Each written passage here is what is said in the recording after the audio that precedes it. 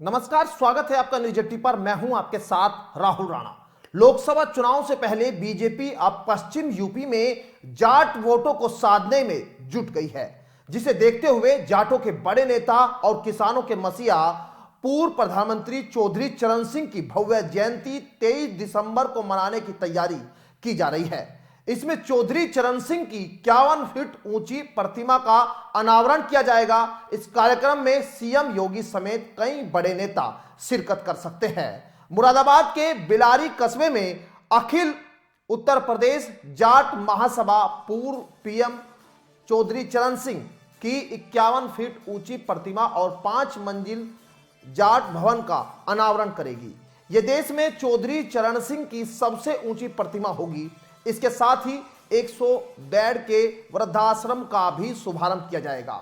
जाटों के इस कार्यक्रम में उपराष्ट्रपति जगदीप धनखड़ और सीएम योगी आदित्यनाथ भी शामिल हो सकते हैं। इसके अलावा बीजेपी प्रदेश अध्यक्ष भूपेंद्र सिंह चौधरी, प्रदेश के मंत्री लक्ष्मी नारायण, संजीव बालियान समेत कई स्थानीय जाट नेता मौजूद रहेंगे। बीजेपी की इस कवायद को पश्चिमी यूपी में जाट वोटरों से जोड़कर देखा जा रहा है। दरअसल पश्चिमी यूपी की करीब 22 लोकसभा सीटों पर जाट वोटर निर्णायक भूमिका में है और राष्ट्रीय लोकदल का मजबूत वोट बैंक माने जाते हैं। रालोद नेता जयंत चौधरी का यहां खासा अच्छा प्रभाव है। पश्चिमी यूपी में प्रदर्शन अच्छा करने के लिए जाट मतदाताओं का रुख काफी मायने रखता है। यही वजह है कि बीजेपी किसी तरह इन वोटरों को अपने साथ रखना चाहती है। भूपेंद्र चौधरी को बीजेपी प्रदेश अध्यक्ष भी इसी को ध्यान में रखते हुए बनाया गया था, क्योंकि वो जाट समुदाय से ही आते हैं। लोकसभा चुनाव को देखते हुए बीजेपी पश्चिमी यूपी में पूरी ताकत लगाए हुए है। चौधरी चरण सिंह की जयंती पर आयोजित इस कार्यक्रम में बड़ी संख्या में जाट समाज के लोग भी जुटने के आसार बताए जा रहे हैं। यह बात अलग है कि आयोजक इसे समाज का कार्यक्रम बता रहे हैं, लेकिन बीजेपी के एक मंत्री इस कार्यक्रम की सफलता के लिए रात दिन एक किए हुए हैं, जिसका बीजेपी को फायदा हो सकता है।